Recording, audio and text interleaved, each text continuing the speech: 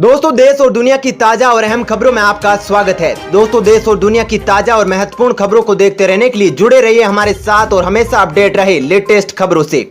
आज की मुख्य और ताजा खबरों के मुताबिक अमेरिका का ऐलान, चीन से टकराव की स्थिति में देंगे भारत का साथ। जी हां, ड्रैगन को अमेरिका ने बड़ी फटकार लगाई है। साथ ही दोस्तों, एलएसी पर निगरानी के लिए अमेरिका से अब ये घातक हथियार खरीदेगा भारत।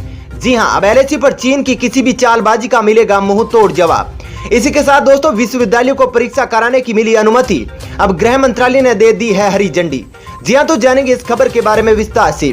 वहीं दोस्तों, 3 साल बाद फिर एक्टिव हुआ यह खतरनाक एंड्रॉइड वायरस। जी हां, अब जरा भी चूक आपको बना सकती है कंगाल। जानेंगे इस खबर के बारे में भी। साथ ही दोस्तों, कोरोना वैक्सीन पर बड़ी खबर, अब आईसीएमआर ने कहा कोविड-19 वैक्सीन के लिए 15 अगस्त तय तारीख नहीं, लेकिन इस दिन तक लॉन्च करने की तैयारी। साथ ही दोस्तों, जानेंगे कि भारतीयों को लेकर बड़ा सर्वे, इतने हिंदुस्तानी छोड़ना चाहते हैं देश। जी हां, तो बताएंगे आपको इस पूरी खबर के बारे में। साथ ही साथ दोस्तों, अब भारत की राह पर अमेरिका टिकटॉक समेत अन्य चाइनीज ऐप पर लगा सकता है प्रतिबंध।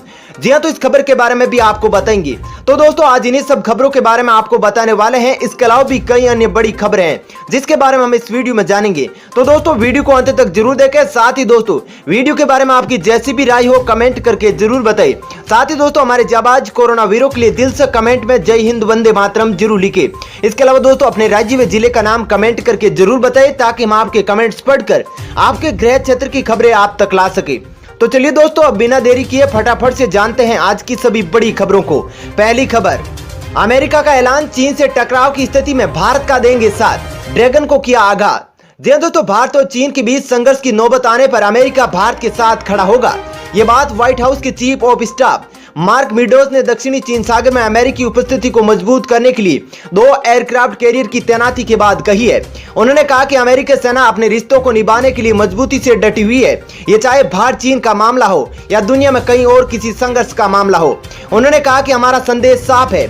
मार्क मीडोज ने कहा कि हम तमाशबीन बनकर किसी और महाशक्ति को बागडोर संभालते नहीं देख सकते, ये चाहे इस क्षेत्र की बात हो या दुनिया में कहीं और की।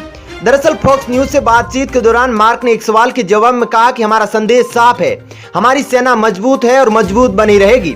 इसके अलावा मार्क ने कहा कि भारत ने चीन से खूनी झड़प के बाद 59 चाइनीज ऐप पर पाबंदी लगा दी है। उनसे सवाल किया गया कि इस क्षेत्र में 2 एयरक्राफ्ट कैरियर रोनाल्ड रीगन और निमित्ज की तैनाती का कारण क्या है। मार्क ने कहा कि अमेरिका ने दक्षिणी चीन सागर में अपने एयरक्राफ्ट भेजकर दुनिया को यह संदेश देना चाहा है कि दुनिया की सबसे बड़ी महाशक्ति हम ही है। उन्होंने कहा कि हमारे राष्ट्रपति ने अमेरिकी सेना पर बहुत धन खर्च किया है। यह धन सिर्फ सैन्य साजो सामान पर ही नहीं खर्च किया है, बल्कि ऐसे पुरुषों और महिलाओं पर भी खर्च किया है जो हर दिन अपना बलिदान देने को तैयार रहते हैं। चलिए दोस्तों, अब जानते हैं अगली खबर। WHO ने कहा, हवा से कोरोना संक्रमण के फैलने की रिपोर्ट की कर रहे हैं समीक्षा।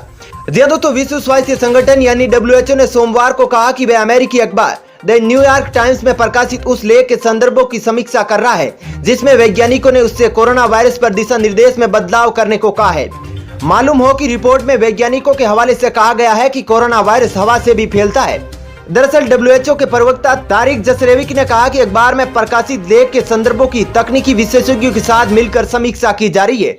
उल्लेखनीय है कि 32 देशों के 239 वैज्ञानिकों ने WHO को एक खुला पत्र लिखा है जिसमें वैज्ञानिकों ने दावा किया है कि कोरोना वायरस के छोटे छोटे कण हवा में रहकर लोगों को संक्रमित कर सकते हैं। चलिए दोस्तों, अब जानते हैं अगली खबर। एलएसी पर निगरानी के लिए अमेरिका से प्रीडेटर बी ड्रोन खरीदेगा भारत। जी दोस्तों, पूर्वी लद्दाख में चीनी पीपुल्स लिबरेशन आर्मी से चल रहे गतिरोध के बीच भारत ने कम ऊंचाई पर अधिक देर तक उड़ान भरने वाले अमेरिकी सशस्त्र प्रीडेटर बी ड्रोन खरीदने में रुचि दिखाई है। ये ड्रोन न सिर्फ खुफिया जानकारी इकट्ठा करते हैं बल्कि लक्ष्य का पता लगाकर उसे मिसाइल और लेजर गाइडेड बम से नष्ट कर देता है। हालांकि अमेरिका ने $4 अरब से अधिक के 30 सी गार्डियन बेचने की पेशकश की है। बता दें कि राष्ट्रीय सुरक्षा योजनाकारों को लगता है कि सर्विलांस और टारगेट पर हमला करने के लिए एक ही ड्रोन हो, न कि अलग अलग। भले ही भारतीय नौसेना अमेरिका से बातचीत में मुख्य भूमिका निभा रही है, लेकिन भारतीय सेना प्रीडेटर बी के पक्ष में है। फिलहाल आपको बता दें कि भारत पूर्वी लद्दाख में इजरायली हेरोन ड्रोन का इस्तेमाल कर रहा है। वहीं चीन की बात करें तो उसके पास विंग लूंग 2 सशस्त्र ड्रोन है। इसके अलावा पाकिस्तान को भी इसकी सप्लाई करने की तैयारी में है। चलिए दोस्तों, अब जानते हैं अगली खबर। आईसीएमआर ने कहा कोविड-19 वैक्सीन के लिए 15 अगस्त तय तारीख नहीं, लेकिन इस दिन तक लॉन्च करने की तैयारी। दोस्तों, आईसीएमआर का कहना है कि आगामी 15 अगस्त तक कोरोना वायरस का वैक्सीन लॉन्च करने की कोशिश जारी है। हालांकि ऐसा दावा नहीं है कि 15 अगस्त ही इसकी डेडलाइन तय है, लेकिन इस दिशा में चरणबद्ध रूप से काम चल रहा है। वहीं सोशल मीडिया पर इस तरह की खबरें सामने आई थी कि आईसीएमआर ने 15 अगस्त की डेडलाइन फिक्स की है। वहीं आपको बता दें कि आईसीएमआर के मीडिया कोऑर्डिनेटर लोकेश शर्मा ने इस बात की पुष्टि करते हुए कहा कि सोशल मीडिया पर जो लेटर वायरल हुआ है वह हमारा इंटरनल कम्युनिकेशन है, वह ऑफिशियल स्टेटमेंट नहीं है। इसकी गलत व्याख्या की जा रही है। हमने ऐसा कभी नहीं कहा कि 15 अगस्त तक वैक्सीन लॉन्च कर दिया जाएगा, लेकिन टीम ने 15 अगस्त तक इस काम को करने का एक लक्ष्य निर्धारित किया है। चलिए दोस्तों, अब जानते हैं अगली खबर। अब भारत की राह पर अमेरिका टिकटॉक समेत अन्य चाइनीज ऐप पर लगा सकता है प्रतिबंध। जी हां दोस्तों, दुनिया का सबसे शक्तिशाली देश अमेरिका भी अब भारत की राह पर चलता नजर आ रहा है। हाल ही में अमेरिका की विदेश मंत्री माइक पोम्पियो ने चीनी ऐप टिकटॉक पर प्रतिबंध लगाए जाने के भारत के फैसले की तारीफ की थी। अब अमेरिका भी टिकटॉक समेत अन्य चाइनीज ऐप पर प्रतिबंध लगा सकता है। दरअसल पोम्पियो ने सोमवार को कहा कि अमेरिका टिकटॉक समेत चीनी सोशल मीडिया ऐप पर प्रतिबंध लगाने पर निश्चित रूप से विचार कर रहा है। ये बात पोम्पियो ने फॉक्स न्यूज के साथ एक इंटरव्यू में कही है। दरअसल भारत में चीनी ऐप पर प्रतिबंध के बाद अमेरिका में भी ऐसा करने की मांग उठने लगी है। वहीं अमेरिका में कुछ सांसद इसका समर्थन कर रहे हैं। इन सांसदों ने अमेरिकी सरकार से इस पर विचार करने की अपील की है, क्योंकि ऐसा माना जाता है कि छोटे छोटे वीडियो शेयर करने वाले ऐप किसी भी देश की सुरक्षा के लिए खतरा है। चलिए दोस्तों, अब जानते हैं अगली खबर। सर्वे में बड़ा खुलासा, इतने भारतीय छोड़ना चाहते हैं हिंदुस्तान।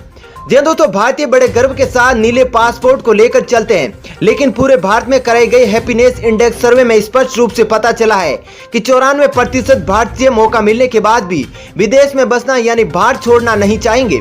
सर्वे में शामिल सभी लोगों में 84.3% लोगों ने भारत छोड़ने को लेकर कोई रुचि नहीं दिखाई है, जबकि 0.3% उत्तरदाताओं ने जैसी स्थिति हो के साथ जवाब दिया है। वहीं 9.3% लोग अपने जवाब को लेकर स्पष्ट नहीं थे। इनमें से केवल 6.1% लोगों ने ही कहा है कि उन्हें अवसर मिला तो वे भारत छोड़ देंगे। चलिए दोस्तों, अब जानते हैं अगली खबर। मोदी सरकार पर राहुल गांधी का तंज, कहा सरकार की नाकामियों का अध्ययन करेगी HBS। जी हां दोस्तों, कांग्रेस नेता राहुल गांधी ने एक बार फिर नरेंद्र मोदी सरकार पर हमला बोला है। राहुल गांधी ने नोटबंदी की नीति एवं वस्तु एवं सेवा कर यानी GST को लागू करने की प्रक्रिया पर सवाल उठाते हुए इसे सरकार की नाकामी बताया है। दरअसल कांग्रेस नेता ने सोमवार को कहा कि इन नाकाम नीतियों के साथ कोविड-19 से निपटने में सरकार जिस तरह से असफल हुई है, आने वाले समय में इन सब का अध्ययन हार्वर्ड बिजनेस स्कूल यानी HBS करेगा। दरअसल राहुल ने एक ट्वीट में कहा कि HBS के लिए भविष्य की केस स्टडी नाकामियों पर होगी। इनमें एक है कोविड-19, दूसरी नोटबंदी और तीसरी GST क्रियान्वयन। कांग्रेस नेता ने अपने पोस्ट में प्रधानमंत्री नरेंद्र मोदी का एक वीडियो क्लिप भी पोस्ट किया है। चलिए दोस्तों, अब जानते हैं अगली खबर। मृत्यु भोज पर सख्ती से लगेगी रोक, यदि कोई आयोजन हुआ तो पंच, सरपंच और पटवारी होंगे जिम्मेदार। जी हां दोस्तों, मृत्यु भोज पर प्रतिबंध लगाने को लेकर कई समाजों द्वारा लंबे समय से अभियान चलाए जा रहे हैं। इसे कुप्रथा बताकर इस पर रोक लगाने की मांग की जा रही है, लेकिन अब मामला प्रशासन स्तर पर पहुंच चुका है। दरअसल शुरुआत राजस्थान से हो रही है। यहाँ उदयपुर जिले में प्रशासन ने इस प्रथा पर बंदिश लगाने के लिए कमर कस ली है।